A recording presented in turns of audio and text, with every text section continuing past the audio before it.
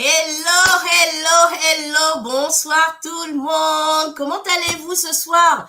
Bonsoir, vous êtes sur le live des Kids, ce rendez-vous tous les deuxièmes jeudis du mois avec moi et avec des invités spéciales. Le plus souvent, ce sont des femmes. Bizarrement, hein? En tout cas, merci d'être là. La communauté des kids de 10 000 codeurs, le live des kids. Ce soir, nous allons parler de comptabilité.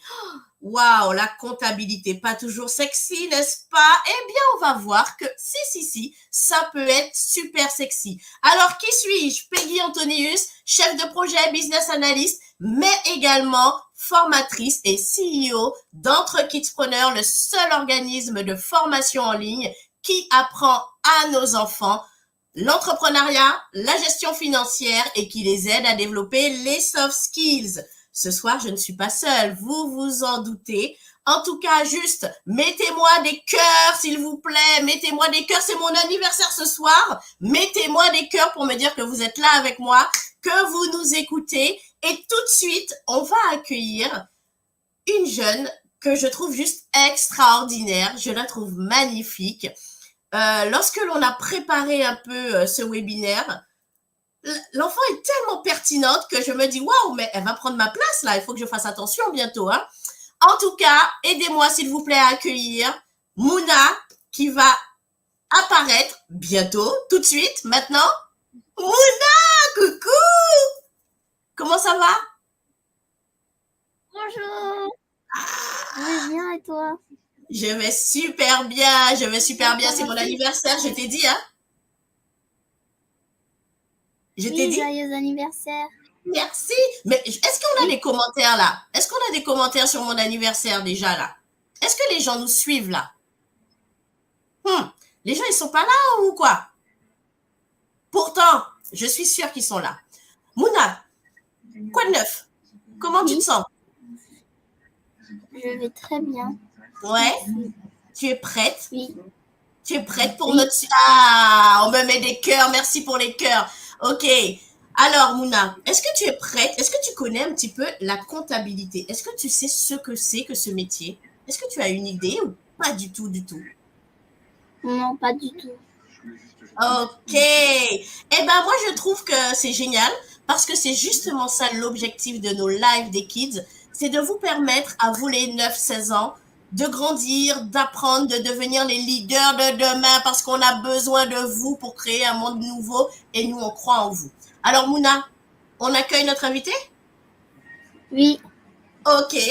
Alors, on va accueillir avec nous une dame que j'estime énormément parce qu'elle fait un travail super, très professionnelle, très carrée, très rigoureuse.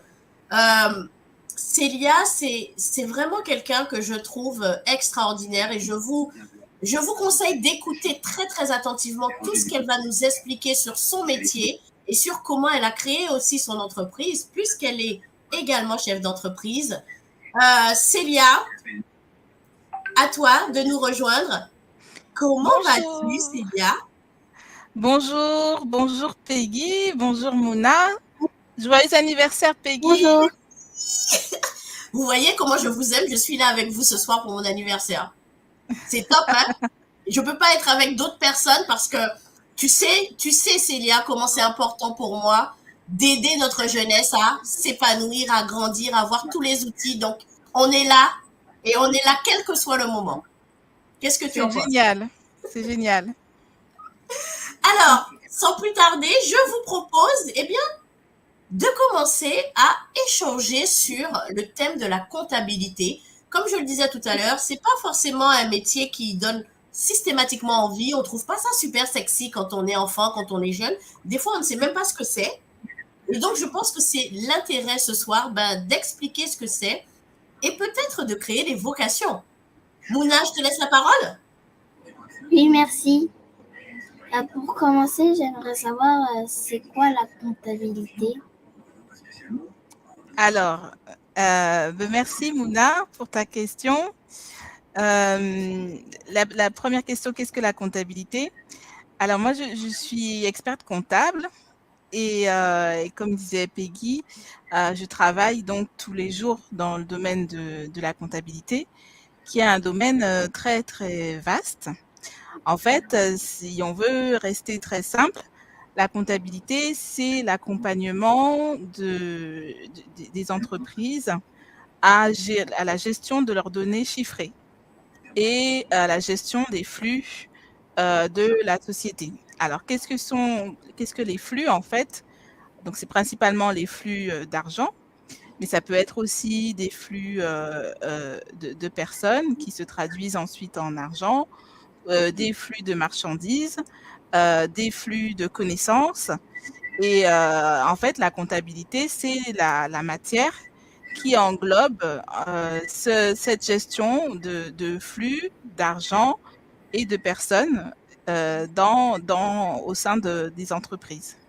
Alors, il y a de la comptabilité que tu peux gérer dans une entreprise et puis tu peux être extérieur à une entreprise et apporter ton savoir pour accompagner un entrepreneur à la gestion de son entreprise.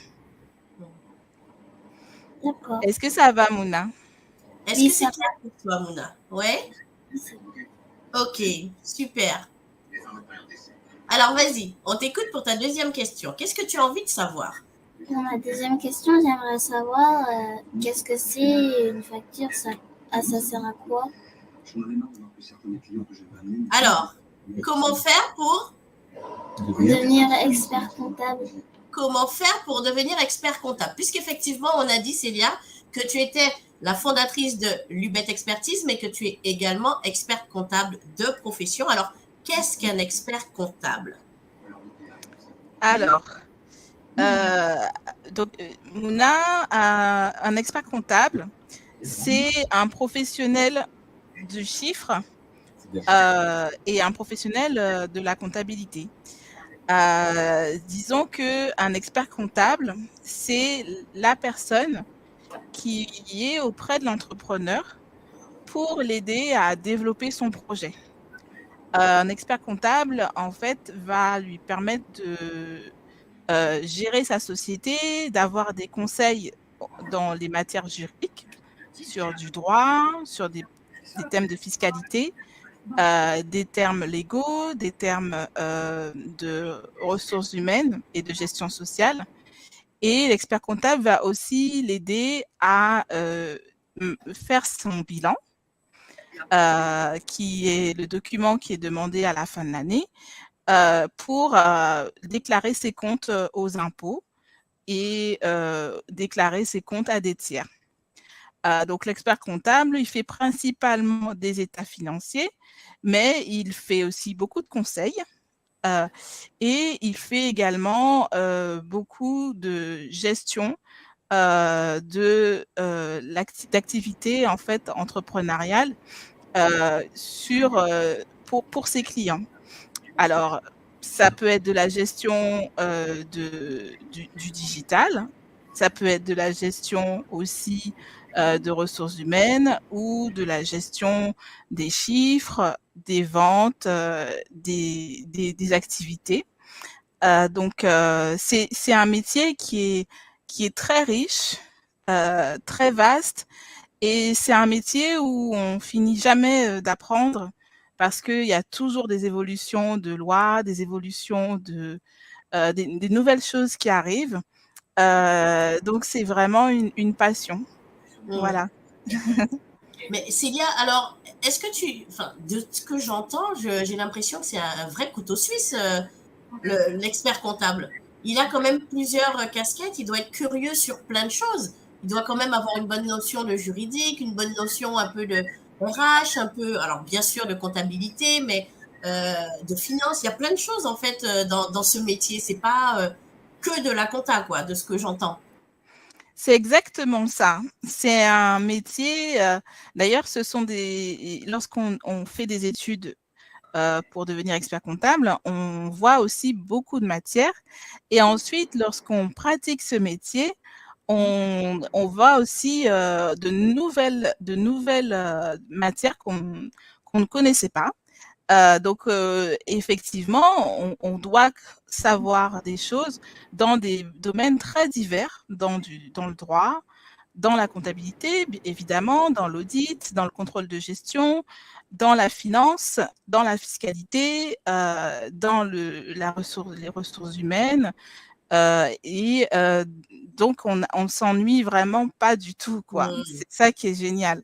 Et aujourd'hui, avec le numérique et le développement, en fait, de la communication internationale, on est aussi des acteurs de premier rang sur des sujets numériques, des sujets environnementaux et des sujets sociétaux.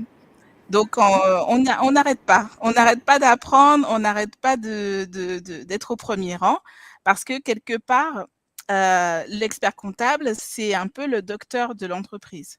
Quand quelqu'un est malade, il va voir un médecin. Eh ben, quand une société est malade, elle va mal, ben, il faut voir un expert comptable. C'est un peu le parallèle. J'aime bien le docteur de l'entreprise. C'est super beau. Vous voyez, je vous avais dit qu'on allait rendre la comptabilité sexy. Le docteur de l'entreprise. On va retenir ça parce que je trouve ça magnifique. Mouna, est-ce que c'est clair pour toi? Oui, c'est Est-ce que tu clair. peux nous dire un petit peu l'expert comptable? Qu'est-ce que tu as retenu? L'expert comptable, il fait quoi? Il fait plein de choses. Oui, Qu'est-ce qui te plaît le plus dans ce qu'elle a dit? à gérer l'entreprise, le chef d'entreprise de sa comptabilité et ça gagne beaucoup d'argent. Ah, l'argent. On va y arriver. Ok. Merci, Mouna. Alors, est-ce que tu as d'autres questions pour Célia? Oui. Est-ce que vous avez des collègues ou des collaborateurs? Est-ce qu'un expert Alors, comptable travaille seul ou peut travailler avec d'autres personnes? Est-ce qu'un expert comptable peut recruter? Comment ça se passe? alors, en général, dans un cabinet d'expertise comptable, il y a plusieurs experts comptables. Dans mon cas, je suis la seule experte comptable et j'ai des collaborateurs qui sont assistants comptables ou comptables et qui travaillent en fait avec moi. Donc, c'est un métier qui se pratique en groupe ou en équipe le plus souvent. Voilà, c'est ça. Il peut y avoir des experts comptables libéraux qui pratiquent seuls, mais c'est toujours un métier où en général où on est bien entouré et où on travaille en équipe. Ok. Donc, le travail en équipe est une compétence, un soft skills qui est important de cultiver pour travailler dans la comptabilité. On est d'accord. On Apprendre à est, on travailler en est équipe. d'accord. On est d'accord. Alors, tu vois, même moi, je pensais que les experts comptables, tu sais, on a toujours une image d'un métier, hein. Et puis, pour moi, l'expert comptable, c'est la personne qui travaille seule dans son coin devant ses papiers, sa liasse fiscale, ses trucs, tu vois. Mais non, en fait, il travaille en équipe. Oui, oui, c'est très rare des experts comptables qui sont tout seuls dans leur bureau. Alors, d'une part, parce que c'est un métier qui nécessite beaucoup d'heures de travail. Donc, c'est quasiment impossible hein, de faire ça tout seul. D'accord. Et d'autre part, c'est parce que c'est un métier où les échanges sont nécessaires pour apprendre. Et puis la troisième chose, c'est qu'en fait, c'est un métier qui a une grande tradition de formation, d'apprentissage et de transmission auprès des jeunes. Donc, c'est un métier où il y a vraiment, par exemple, 3 années qui sont considérées comme des années d'apprentissage et de stage et qui sont obligatoires. Donc, on a cette tradition-là dans le métier d'expert comptable. Donc, on est toujours en équipe. C'est quelque chose qui est dans l'ancrage même du métier. D'accord. Super. Mouna, Ouais. Oui. que veux-tu savoir d'autre? Euh, Comment vous utilisez le numérique dans la comptabilité? Waouh, super question. Ouais. Alors, Mouna, oui, c'est une question intéressante. Parce que effectivement, moi j'ai créé l'UBET Expertise, qui est en fait mon cabinet d'expertise comptable et qui est un cabinet d'expertise comptable digital, ce qui veut dire que dans l'utilisation même des logiciels et dans ma pratique quotidienne, j'utilise le digital. Alors, il y a diverses façons d'utiliser le numérique quand on est expert comptable. D'abord, il y a une grande importance de la dématérialisation aujourd'hui. Donc, les factures sont dématérialisées, les transferts de données sont dématérialisés et se transfèrent par mail, mais peuvent se transférer aussi par des plateformes de communication avec nos clients ou alors se transfèrent également par le biais d'applications mobiles qui permettent à un client aujourd'hui de scanner les documents qu'il souhaite nous envoyer. Donc, on travaille énormément dans le numérique et on est aussi amené à travailler de plus en plus avec des entrepreneurs ou des chefs d'entreprise et des équipes d'entreprise qui sont partout dans le monde. Donc, je peux travailler aujourd'hui avec la France, mais demain, je peux travailler avec la Tunisie, après-demain avec le Canada, ou alors avec, je ne sais pas, les Antilles, l'Afrique. Et ça c'est possible grâce à la dématérialisation, puisque je peux faire des réunions en numérisé, en numérique, et je peux moi-même travailler en déplacement partout dans le monde. Alors ça, c'est aussi faisable grâce à de nouveaux logiciels qui sont full web, donc c'est-à-dire qu'ils sont accessibles via Internet partout où on se trouve et qui aussi sont collaboratifs, ce qui veut dire qu'ils sont partagés avec nos clients et que nos clients donc peuvent se connecter à leur comptabilité partout dans le monde et en fait suivre leurs données chiffrées également. Donc, c'est en cela que le digital a amené beaucoup de choses au métier d'expert comptable et nous a fait aussi gagner énormément de temps. Ouais.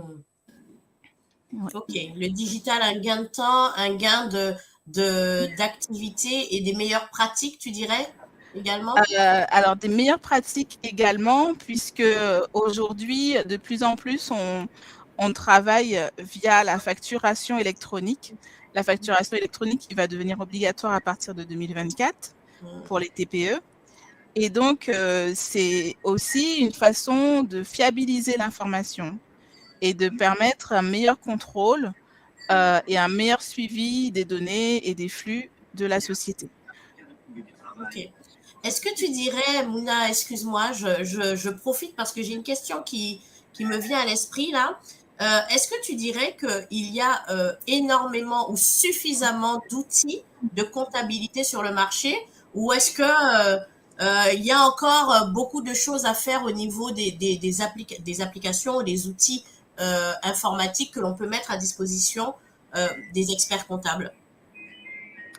Moi, alors, il y a beaucoup d'outils, vraiment, sur le marché. Il y a énormément d'outils. Personne ne connaît tous les outils qui existent, honnêtement.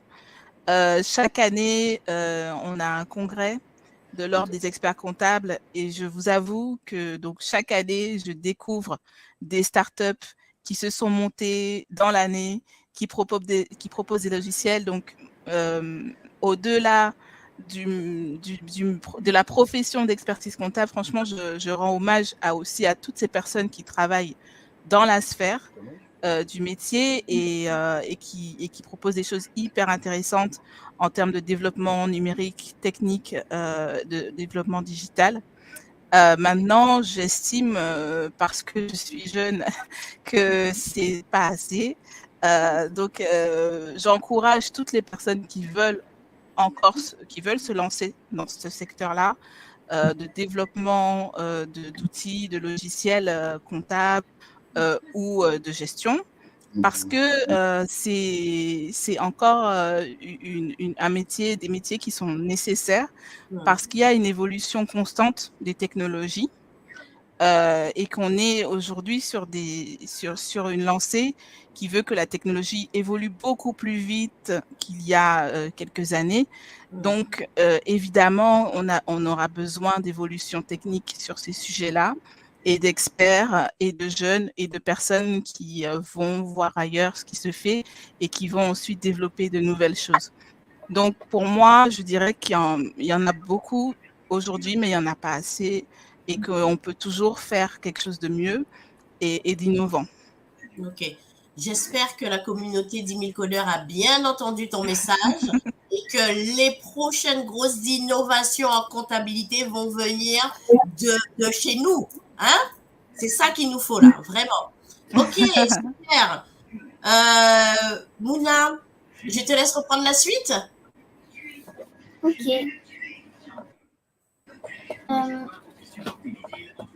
Est-ce que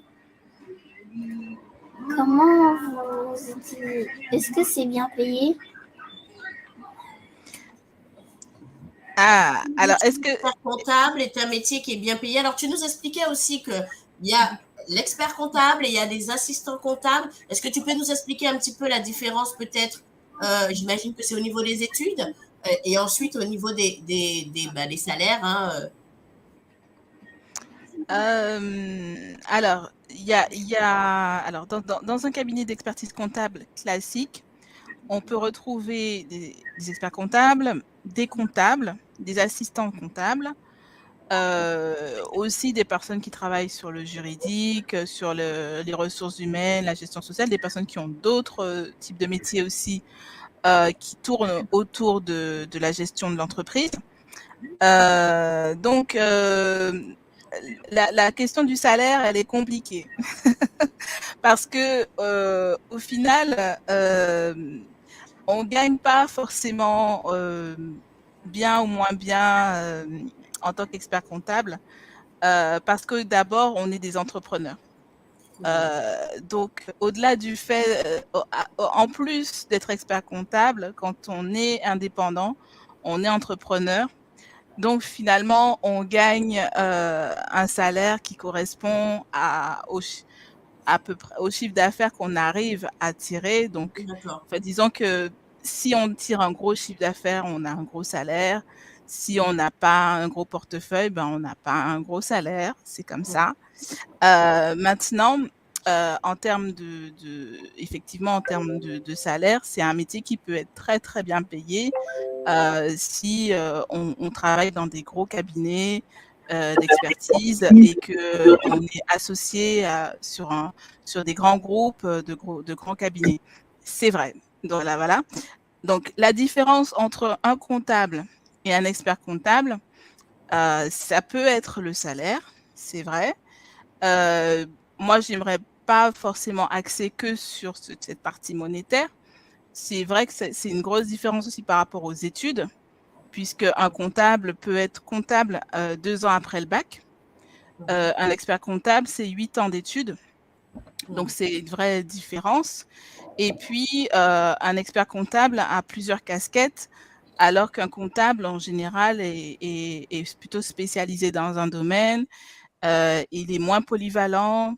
Donc, c'est pas le même métier. Et puis, on ne demande pas, de toute façon, on ne demande pas la même chose à un comptable ou à un expert comptable.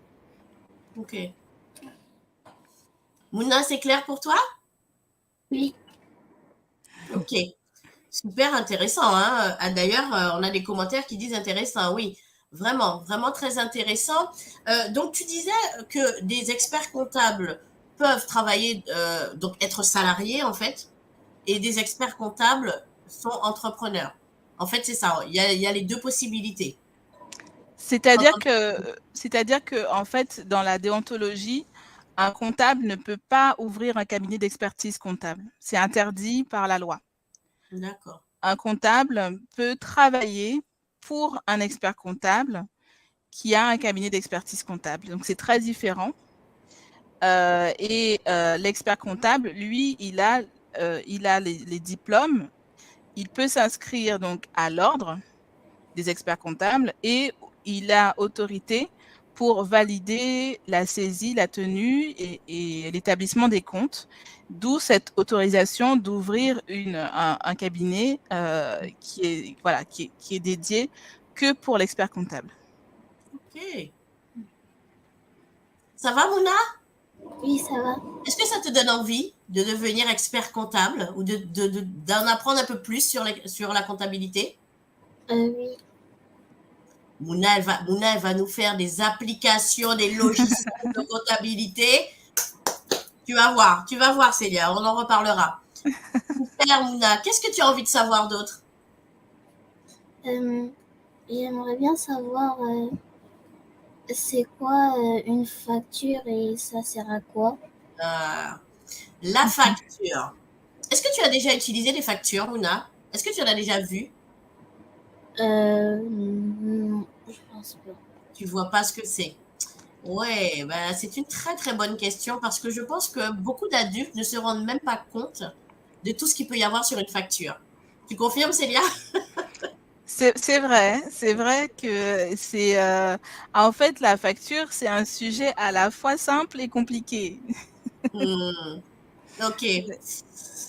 Ok, eh ben, écoute, on te laisse nous expliquer ça de manière simple, justement pour que Mouna puisse après nous dire ce qu'elle a retenu de ce qu'est une facture.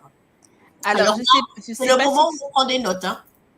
je sais pas si la facture s'affiche ou pas, Peggy. Je vais te l'afficher. D'accord. Parce que, en fait, une facture, c'est quelque part un contrat. C'est un contrat entre l'acheteur et le vendeur. Donc, lorsqu'on achète quelque chose, on a besoin d'un document qui va matérialiser une vente. Et la facture est le document qui matérialise la vente de quelque chose. Alors, ça peut être la vente de bonbons, donc de quelque chose de physique. Hein. Tu vas acheter des bonbons, on peut te faire une facture. Ça peut être la vente d'un service. Ça peut être la vente de quelque chose de complètement dématérialisé. Et pour matérialiser cet acte en fait de passation de la chose, on a besoin d'avoir un document qui est écrit et qu'on appelle la facture. Alors, très important, sur une facture, il y a plusieurs mentions qui sont obligatoires. D'abord, comme c'est le passage d'une chose du vendeur à l'acheteur, il est nécessaire d'avoir le détail des coordonnées du vendeur et le détail des coordonnées de l'acheteur. Donc, ça veut dire le nom, le prénom, le nom de la société, l'adresse, le mail, le téléphone et le numéro de TVA intracommunautaire du vendeur, de l'acheteur. Ensuite, on a aussi l'obligation d'avoir un numéro de la facture. Parce qu'en fait, la facture, de même qu'un contrat, c'est un document unique. C'est un document, en fait, qui ne peut pas être dupliqué, doublé. Il y a un seul numéro. Le numéro est une séquence unique et donc il doit figurer sur la facture. Alors, après, il y a aussi une date à la facture et une échéance, c'est-à-dire qu'il faut matérialiser quand est-ce que la personne va payer la contrepartie de la vente. Donc, par exemple, je viens acheter des bonbons, mais je décide de ne pas payer la vendeuse et je lui dis je vais payer dans 15 jours. Eh bien, il faut écrire que je vais payer dans 15 jours. Et là, on va écrire échéance dans 15 jours et noter la date à laquelle je vais payer les bonbons. De la même façon, il est important de noter les articles qui ont été achetés. Donc, on va détailler chaque article acheté avec le prix de l'article, la quantité et la date. Alors, la date est importante, c'est la date d'achat, mais ça peut être une date aussi de prestation. Et ensuite, pour chaque article acheté, on va avoir une TVA qui s'applique et on va détailler en fait le taux de TVA appliqué pour chaque article et le montant de TVA qui est appliqué sur la facture pour, en fait, ça va permettre à l'administration fiscale de vérifier que l'on a bien appliqué la loi. Voilà. Autre chose, que l'on retrouve, sur la facture, ce sont les mentions légales. Alors les mentions légales, elles sont d'abord fiscales, et elles sont aussi contractuelles. Donc contractuellement, on a le droit d'appliquer des pénalités de retard si la personne à qui on vend ne respecte pas l'échéance fixée. Donc on peut ajouter sur la facture, on doit rajouter ce rappel de la loi qui permet de dire que, s'il n'y a pas eu de paiement de facture, il y a des pénalités qui s'appliquent. Et puis après, on a des mentions légales qui sont juridiques, qui permettent en fait de montrer que la société qui vend a une existence légale, qu'elle est inscrite au greffe du tribunal de commerce, et donc ce sont des mentions du capital social, du numéro SIRET, de la TVA, de numéro de TVA Intracom, qui sont des mentions obligatoires et légales qui doivent figurer sur une facture. Voilà. Donc c'est pour ça que je dis la notion de facture, c'est très très simple parce que en fait, au quotidien, on passe au quotidien, en fait, on passe des contrats tout au long de la journée sans s'en rendre compte. Et on n'arrête pas d'acheter des choses, hein. On va à Carrefour, on fait ses courses. Mais au final, c'est vrai que c'est pas si simple que ça. Voilà. Ça va, Mouna? Oui, Donc, en fait, ce que tu nous dis, c'est que quand on va faire ses courses, les tickets de caisse, c'est une facture, en fait. Tout Alors, simplement. les tickets de caisse ne sont pas une facture, D'accord. mais on peut demander une facture quand on va à Carrefour. Alors, Et ils qu'est-ce la qui font. fait la différence entre un ticket de caisse et une facture? C'est les mentions qu'il n'y a pas, C'est les mentions qui n'existent, qui n'y figurent pas. qui n'y C'est ça. figurent pas. Ok, Ouais. ok, ok. Mouna, est-ce que tu as compris ou est-ce que tu sais? Elle a parlé, Célia, de TVA. Est-ce que tu sais ce que c'est? non. Ça- Célia, est-ce que tu veux bien nous expliquer ce qu'est la TVA? Ouais. Alors, la TVA, donc c'est la taxe sur la valeur ajoutée. La TVA, en fait, c'est un impôt qui existe en France et en Europe, qui existe aussi à travers le monde, et qui s'applique sur tous les biens de consommation ou tous les actes de consommation des personnes physiques ou morales. Alors la TVA, ça permet en fait à l'État de récupérer une taxe lorsque l'on consomme des produits. Et donc la TVA a différents taux. Donc la TVA sur les produits en France est de base à 20%, mais sur tout ce qui est restauration, elle est à 10%. Et tout ce qui est produit non traité et non retravaillé, elle est à 5%. Donc voilà, il y a différents taux de TVA en fonction des activités, en fonction du type de produit.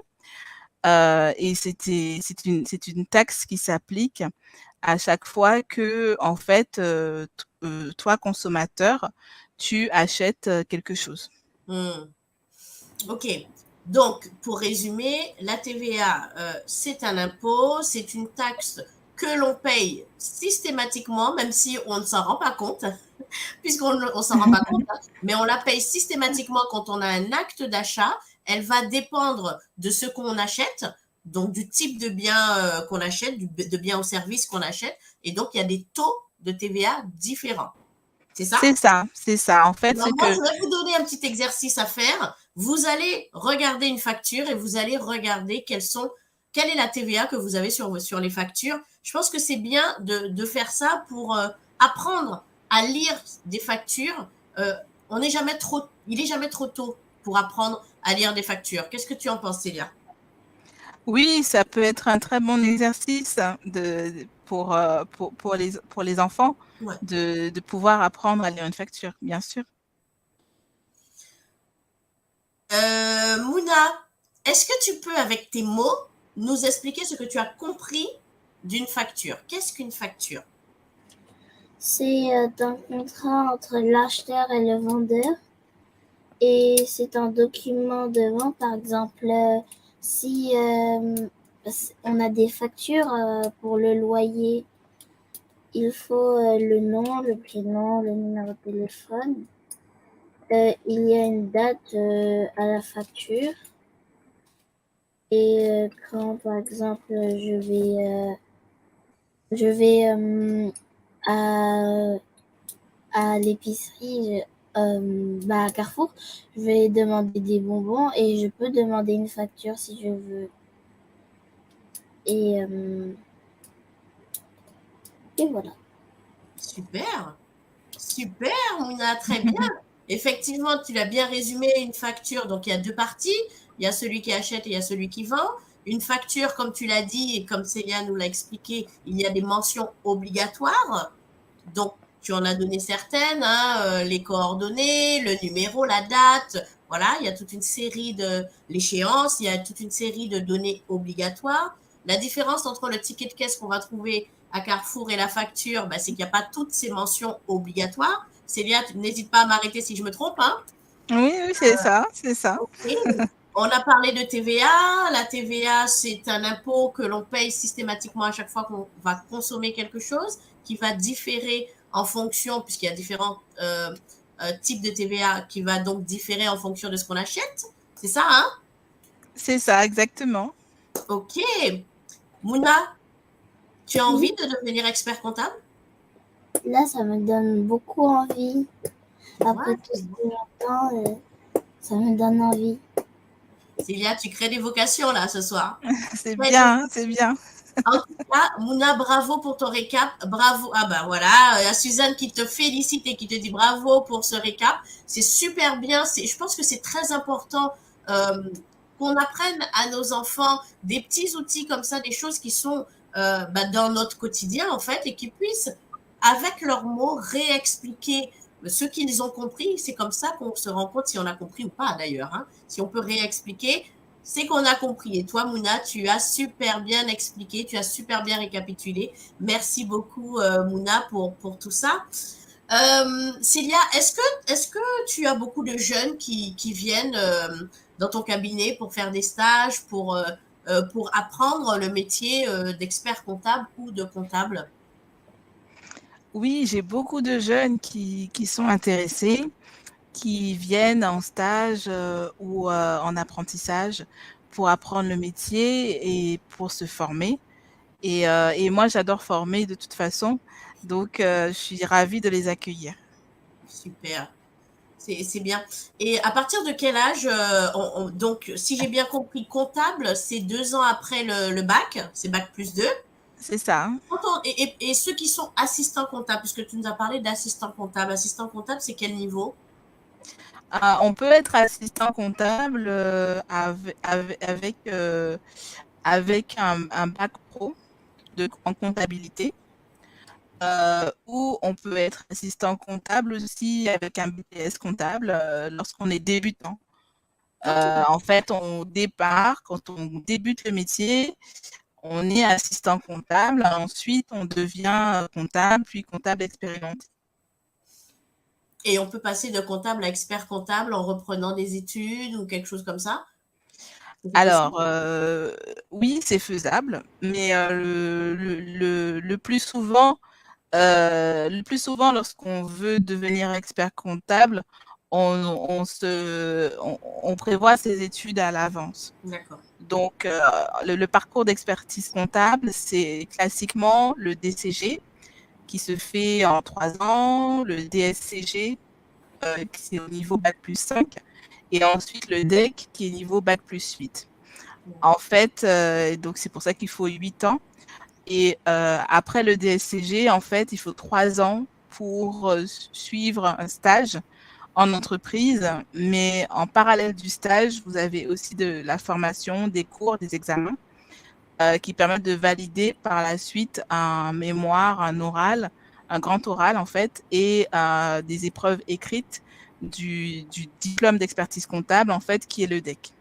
Donc ça, c'est le parcours classique. Maintenant, on peut également faire comme moi. Moi, j'ai suivi un master comptabilité contrôle audit, qui est un master CCA. J'ai été à l'université Paris-Dauphine. J'ai été diplômée en 5 ans. Et en fait, suite à ce master, j'ai passé les épreuves du DSCG, qui est le diplôme supérieur de comptabilité et de gestion. Et ensuite, une fois qu'on a ces examens, donc ces épreuves du DSCG, on peut ensuite s'inscrire pour le parcours de 3 ans qui permet d'arriver au DEC. Donc, j'ai eu la chance de travailler. J'ai travaillé plus de 10 ans dans un cabinet extraordinaire qui m'a formée et qui m'a permis en fait de suivre ce parcours, d'arriver au DEC. Donc, en fait, c'est un métier où dès que vous rentrez dans les études, vous avez une professionnalisation qui se fait automatiquement. Donc, il faut à la fois être un bon étudiant, mais aussi être une personne tout-terrain et être quelqu'un qui sait travailler en entreprise. Donc, j'encourage vraiment les jeunes qui cherchent à travailler en entreprise et à se former en même temps parce que c'est un parcours qui est très, très professionnalisant, en fait. Célia, je suis jeune, je déteste les maths. Est-ce que je peux quand même me diriger dans cette voie de comptabilité? Alors, c'est vrai que les maths, les chiffres, c'est notre quotidien hein, en tant que comptable ou expert comptable. Donc, il faut se dire quand même que si on n'aime pas les maths, il faut en tout cas aimer les chiffres. Parce que du coup, on ne fait pas de la littérature. Parce que c'est pas la même chose. C'est pas la même chose. On peut aimer les chiffres et ne pas aimer les maths. C'est vrai, c'est vrai. Mais il y a quand même un aspect, alors parce que c'est vrai, on ne le voit pas dans l'aspect entrepreneurial, etc. Même le gestionnaire d'entreprise, il ne le voit pas trop. Mais il y a quand même dans les études, je veux dire, d'expertise comptable, beaucoup de statistiques, beaucoup de finances, beaucoup de mathématiques. Donc, il va falloir, si on n'aime pas ça, il va falloir s'accrocher pour pouvoir valider ces matières, même si on ne les aime pas. C'est ça. Okay. Mais donc, il va falloir bûcher quand même les maths. Par contre, c'est pas les mathématiques, c'est pas obligatoire d'être un agrégé de maths pour être un bon expert comptable. Voilà. Mais de la même façon que c'est pas nécessaire d'être un grand doctorant en droit pour être expert comptable, même si on a beaucoup de droits et beaucoup de textes de loi. Donc, je veux dire que, bon, il faut quand même apprécier et les maths et les matières juridiques, les démonstrations juridiques, ça, c'est important pour être expert comptable. Je ne dis pas pour être comptable. On peut très bien, après, être comptable, faire un diplôme rapide en 2 ans et être un très bon comptable, même si on n'aime pas les maths. Voilà. Mouna, est-ce que tu as d'autres questions à poser à Célia? Qu'est-ce que tu as envie de savoir encore sur la comptabilité ou l'expertise? Bah que en fait, c'est pas que j'ai envie de savoir, mais que c'est quand tu fais tes études, bah en fait c'est bien parce que t'abandonnes pas, parce que tu fais quand même 8 ans d'études, c'est beaucoup quand même. Et du coup, bah c'est un peu difficile parce que moi, 8 ans, je sais pas si je vais tenir le coup des études. Mais Mouna, tu es jeune, donc ne t'inquiète pas. En fait, Mouna, ce qu'il faut comprendre, et je le dis pour toi, Mouna, mais également pour tous les autres enfants jeunes qui nous suivent, c'est que les choses se font step by step, pas après pas, en fait. Tu te rends pas compte que tu fais tes 8 ans parce que tu apprends, tu progresses, et je pense que ce qu'il faut vraiment retenir dans tout ce que Célia nous a dit, c'est qu'elle apprend au quotidien, en fait. Elle continue à apprendre parce que ça change beaucoup les règles, le droit, les choses évoluent beaucoup et elle apprend tout le temps. Donc en fait, plus que se dire, oh là là, c'est 8 ans, il faut se dire, est-ce que j'ai cette curiosité? Est-ce que j'aime apprendre tout le temps de nouvelles choses, continuer à me former, en fait? Et je pense que c'est plutôt là-dessus qu'il faut se dire, parce que 8 ans, tu verras quand tu grandiras, 8 ans, ça passe super vite. Ça passe super vite à partir du moment où on est dans quelque chose qui nous plaît. Je pense que Célia, tu vas pas me contredire là-dessus. C'est En fait, ça. c'est ça. C'est ça. Et puis, j'ai eu la chance aussi, dans ces 8 ans, d'avoir une carrière en même temps qui était très riche parce que j'ai pas travaillé. Aujourd'hui, je travaille principalement avec des TPE, PME.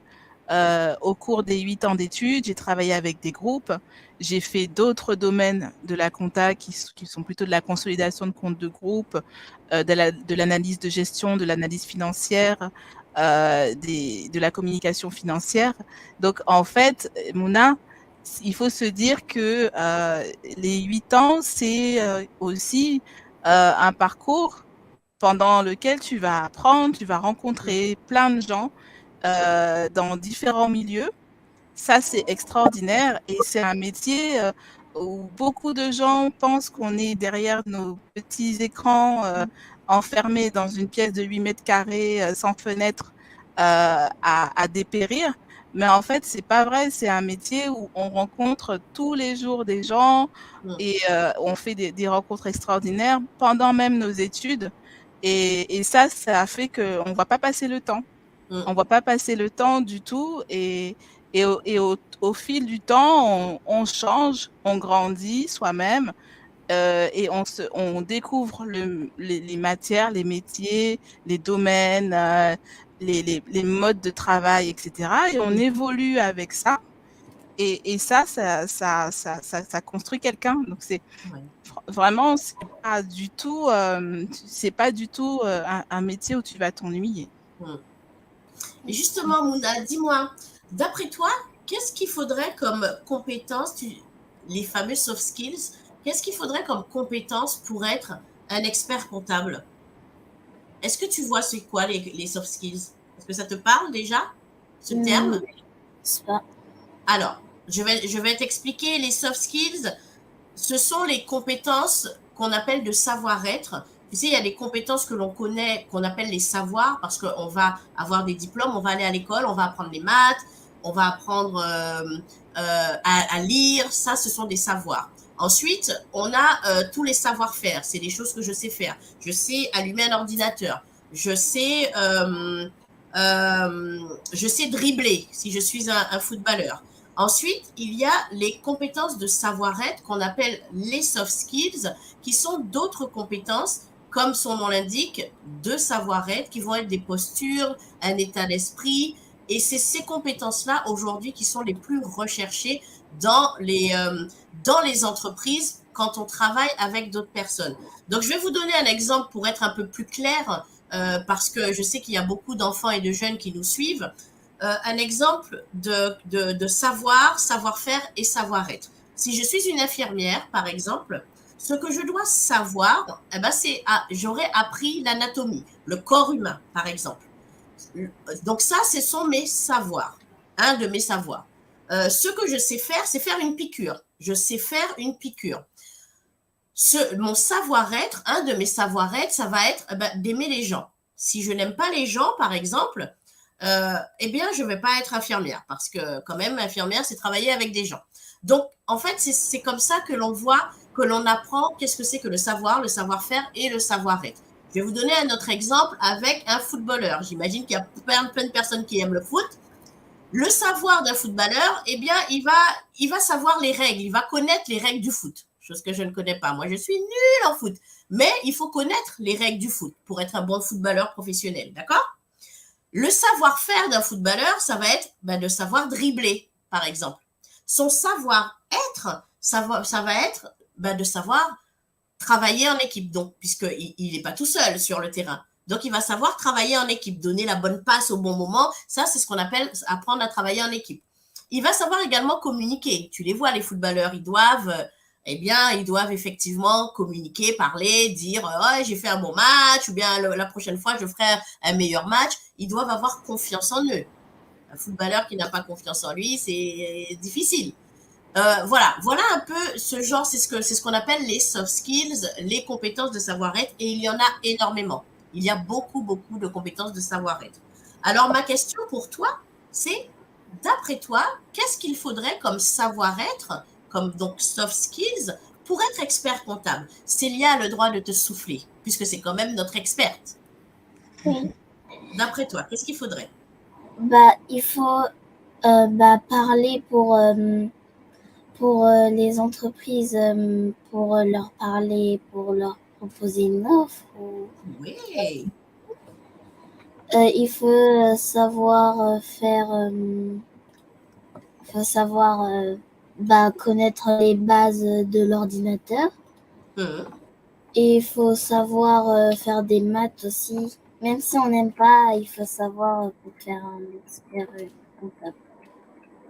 Hey, on met des pouces levés pour Mouna, là. On lui met des pouces parce que Mouna, elle déchire, là. Elle déchire. Bravo, Mouna, c'est très bien. bien. Super Oui. bien. Célia, est-ce que tu peux compléter quels sont les savoir-faire, les savoir-être, pardon, les soft skills qui sont indispensables en tant qu'expert comptable? Alors, c'est super, Mouna. C'est exactement ça. J'ai pas beaucoup de choses à rajouter. Il faut être un bon communicant, savoir communiquer. C'est ce que Mouna nous a dit. Il faut être curieux et avoir une curiosité digitale.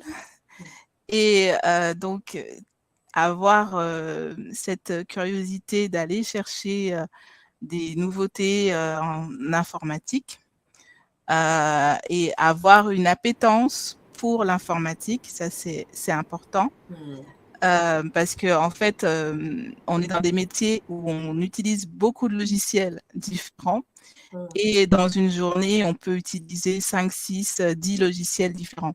Donc, il faut pouvoir passer d'un logiciel à l'autre très facilement. Il faut aimer tout ce qui est évolution parce que les technologies évoluent vite. Nos outils de travail évoluent vite également. Donc, il faut aimer l'innovation. Il faut aimer l'innovation et le changement. Autre chose, il faut aussi avoir la capacité de travailler en groupe et en équipe. Donc, savoir être en équipe, partager en équipe et être quelqu'un de sociable. Ça, c'est aussi fondamental pour le travail en équipe. Voilà. Wow. Ça, c'est principalement ce qu'il faut. Ouais. Merci Célia, c'était vraiment très complet. Merci Mouna, tu nous as tellement bien résumé les compétences savoir, savoir-faire, savoir-être. Waouh, je suis impressionnée. Je vois qu'il est 21h. Ça s'est passé trop vite. C'est passé trop vite. Ça passe vite. Hein. Oui, ça passe vraiment vite. Je vais vous laisser à toutes les deux un petit mot de la fin. Juste, je voudrais remercier toutes les personnes qui nous ont suivis. Vous donner rendez-vous le mois prochain, deuxième jeudi du mois. Le live des kids, c'est le 13 juillet. C'est le 13 juillet. Et le thème, c'est « Je joue beaucoup aux jeux vidéo. Comment en tirer parti ?» Ça va parler jeux vidéo. Alors, venez nous rejoindre. Venez le 13 juillet, 20h heure Paris. Je compte sur vous. Mouna, un petit mot de la fin? Comment tu as vécu cette expérience? Déjà, merci, vous m'avez appris beaucoup de choses.